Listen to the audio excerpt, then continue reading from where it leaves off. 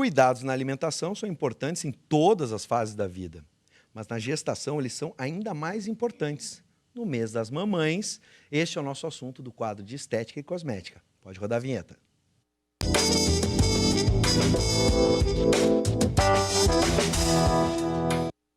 Com a gente a professora do curso na UBRA e nutricionista, Fabiane Nitzsky. Seja bem-vinda, professora. Obrigada, Bibis. E mamãe, né? E mamãe. Já garante o beijo, já? Beijo meu filho Lucas. Beijo, filho. Te amo. Ah, que legal. Bom, ontem foi o Dia das Mães, Sim. uma data especial, ligada a uma fase em que a vida e o corpo da mulher passam por alterações profundas, né?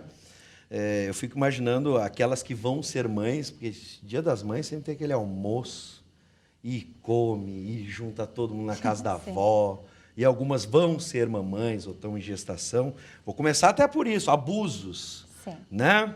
Quais as principais... Vamos começar pelas alterações. O que muda no corpo da mulher? A gente imagina hormônios e tudo mais. Exatamente, é isso aí. Na verdade, o corpo está se preparando para essa nova fase. Tem muitas alterações hormonais, dos quais vai deixar gravado várias características, né, durante a gestação.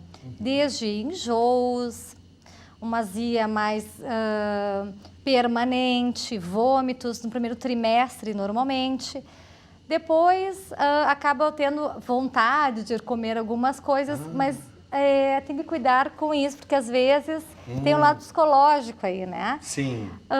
E acaba o aumento de peso e a fome, de fato, por quê? Porque tu tá gerando, né, um outro organismo dentro de ti, tu precisa de uma demanda maior de energia, de fato, e de nutrientes, né? Come por dois, porque muita gente acha... Vamos com as desculpas, né? Ah, eu tô comendo por dois agora. Sim, mas são dois de tamanho diferente também, né? Exato, Com necessidades diferentes. Né? Não é come por dois. Na verdade, existe uma orientação para consumir diariamente, em média, 300 calorias a mais por dia.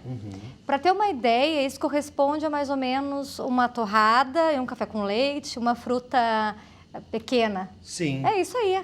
Não é comer por dois, é um lanche a mais, talvez. Uma fruta pequena, é uma melancia. Não é uma melancia inteira, né? Claro. Até porque vai dar dor depois de tanto comer, o estômago fica muito aumentado. Então, não é comer por dois. O que é importante nessa fase é saber escolher os alimentos. Porque a gente se alimenta, os nutrientes para o nosso organismo para manter saudáveis.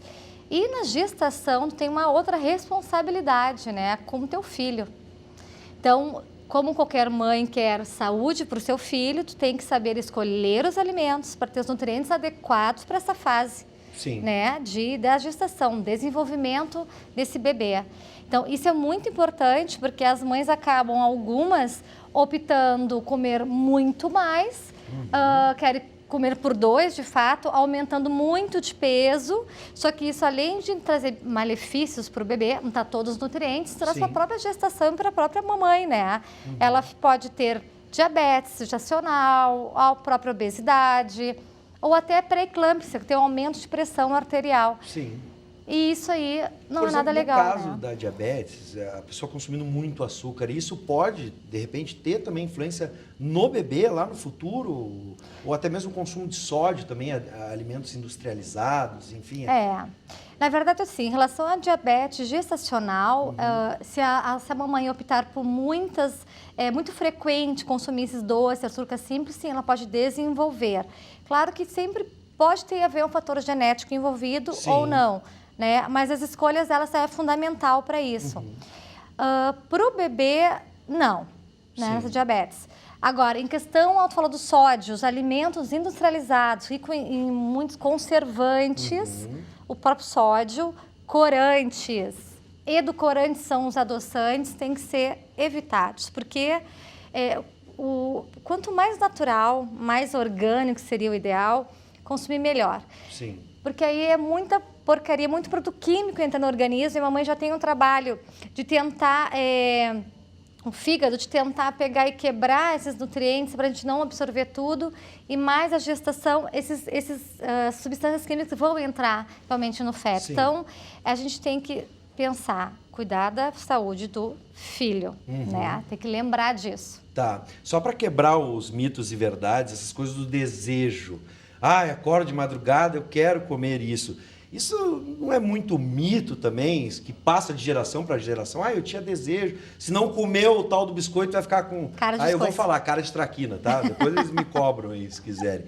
Né? Vão comer a bolacha tal, vai ficar com cara da bolacha. Não, na verdade, isso é bem mito, né? Claro. Na verdade, normalmente, existem dois lados, né? Existe alguns desejos, sim, mas por falta de alguns nutrientes específicos. Então, isso é fato. Então, eu tô com muita vontade de comer carne.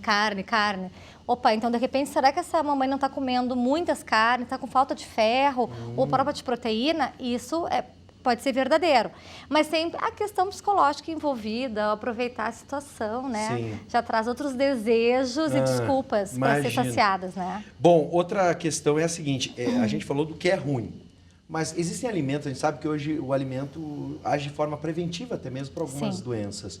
Existem alimentos que são positivos, que podem trazer alguns benefícios, até mesmo aliviar um desses desconfortos que a gestante tem? Sim.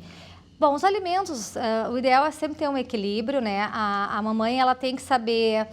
O ideal é ter acompanhamento com a pediatra, e se for o caso também nutricionista, para saber o peso dela adequado, porque do peso inicial da gestação que ela vai saber o quanto que ela deveria aumentar até o final, né? Então, uma mulher que está com baixo peso ou até com obesidade, ela vai ter que fazer um controle de ganho de peso. E aí, nesse ganho de peso, os alimentos têm que ser bem escolhidos, né? Sim. Então, claro que tu tem que compor no mínimo 3 frutas por dia, 3 pratos de verduras por dia, de preferência mais cozidas, cuidar as cruas, tem que fazer uma boa higienização. O arroz, o feijão, todos os alimentos normais, tradicionais. O ideal é consumir mais integrais, porque tem algumas mulheres que sentem muita constipação, pressão de ventre. Sim. Então, as fibras têm que ter em maior quantidade, mas paralela à ingestão de água para auxiliar nesse processo. Sim. Aí, das frutas e verduras, o melhor seria os seus orgânicos, né?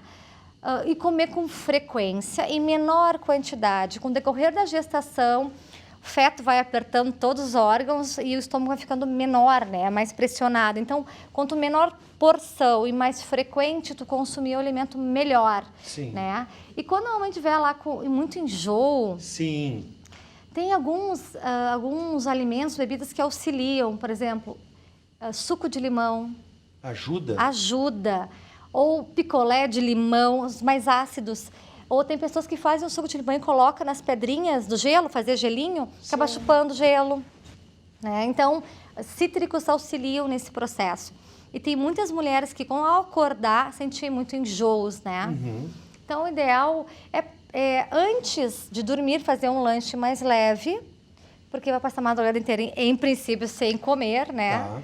Acorda já com baixa glicose, isso favorece até esses enjoos.